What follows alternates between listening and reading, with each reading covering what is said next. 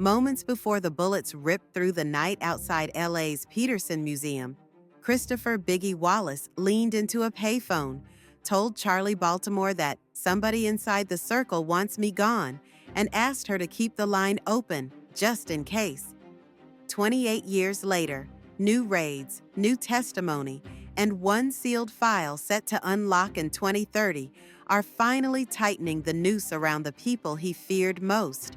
But the shot that killed him may have come from much closer than anyone dared whisper back then. Biggie met Tiffany Lane, better known as Charli Baltimore, at a Bad Boy video shoot in 1995, and friends say she was the only person who could tease a genuine laugh out of him during the label's grueling West Coast promo run. She was not just the other woman tabloids loved to frame. She was the confidant who heard the late-night panic in his voice on March 8, 1997.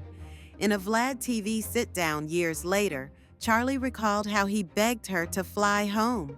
"It's getting sticky out here. If I don't make it back, remind them I tried."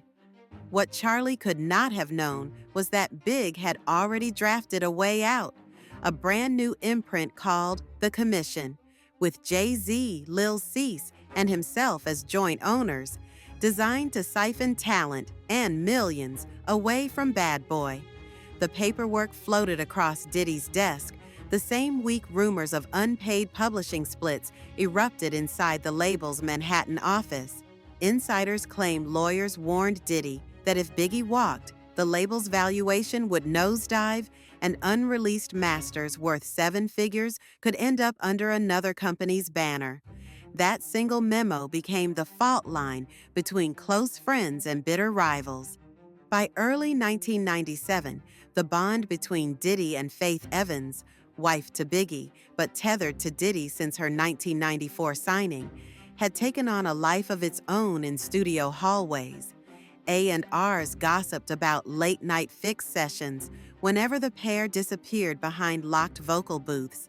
Faith has always denied more than friendship, yet industry blogs still push leaked phone logs allegedly showing hundreds of after-midnight calls.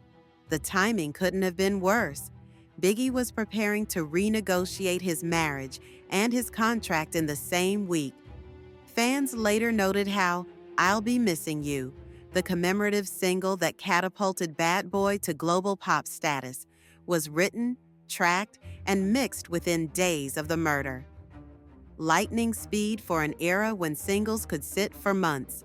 Some back-office staff quietly wondered if emergency session time had already been booked. March 8th shifted into the early hours of March 9th, 1997, as the Vibe after-party spilled onto Wilshire Boulevard. Security guard Brant Dixon later testified he was told to stand down and keep it light, even though death row affiliates had been spotted circling the block. LAPD presence was strangely thick, yet the department's official logs show no record of supplementary patrol requests from Bad Boy's private detail that night. At 12:45 a.m., with traffic crawling, a dark Chevy Impala rolled up beside Biggie's SUV. 4 shots, 11 seconds, and the Impala vanished east on Wilshire, no pursuit recorded. An off-duty officer later told reporters the shooter's window tint was so light you could see his bracelet catching the streetlights. Yet somehow that detail never made the first detective summary. Biggie was pronounced dead at Cedars-Sinai 30 minutes later. For years, the case stalled, until retired FBI agent Phil Carson broke rank in 2021. Carson said internal LAPD files identify a rogue police officer clique bankrolled by Suge Knight, but supervisors allegedly locked the evidence in a desk drawer to avoid exposing corruption that could torpedo dozens of convictions. Carson provided journalists with an unredacted exhibit list, ballistics, payment ledgers, even an alleged $25K bounty note. Every shred pointed to a paid ambush, yet the city attorney's office overruled detectives and stamped the lead speculative. That bombshell reignited the Wallace family's wrongful death suit, but the most damaging depositions are now sealed under court order until January 3, 2030, a protective period the family accepted in exchange for an undisclosed settlement believed to exceed $30 million.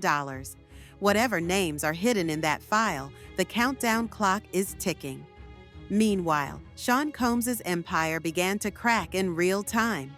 On September 17, 2024, Homeland Security investigations stormed his Los Angeles and Miami estates, seizing 19 servers and decades of digital media tied to an alleged sex trafficking ring run across multiple states. 8 civil suits followed within 4 months, detailing accusations from 1990 to 2024, claims of coerced acts, hush money payouts, and threats of retaliation. By May 2025, a federal indictment bundled those allegations into a racketeering case that could keep Combs behind bars for life.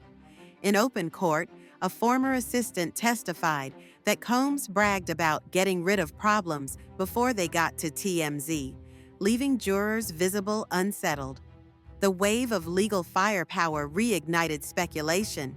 If Combs could silence witnesses for 30 years, could he have orchestrated something darker back in '97? Charli Baltimore had stayed quiet, citing trauma and loyalty, but in a live stream this spring, she said the DHS raids validated everything Big was afraid of. After watching the perp walk footage, she finally repeated the words she says Biggie whispered into that phone. "If anything happens, they'll spin me like Pac, but trust, this is business." Her confession trended under number. Biggie warned us within hours. There is still one piece of evidence no blogger or documentarian can touch: the sealed 2030 dossier. Court insiders hint it contains sworn statements from 2 former Bad Boy executives, one LAPD sergeant, and a Grammy-winning singer who allegedly placed Combs in the same Chevy Impala a week before the shooting. Whether those claims prove real or fabricated, they are locked away for 5 more years, enough time for memories to fade, for witnesses to recant, or for pressure to make them disappear altogether. If the file opens intact, it could rewrite every Wikipedia page on 90s hip-hop. If it doesn't, fan inquiries may harden into conspiracy gospel forever. Biggie once rapped, "You're nobody till somebody kills you." 2 decades on, he is still the story crown, still the cautionary tale, still the echo in every East Coast bass line. But the real question isn't who pulled the trigger, it's who unlocked the door, waved the guards away, and cashed the checks after the smoke cleared. So stay locked in, because the next leak, the next deposition, or the next unsealed page could land any day now, and when it does, history under your headphones will never sound the same again. Subscribe and turn on notifications before the truth vanishes a second time.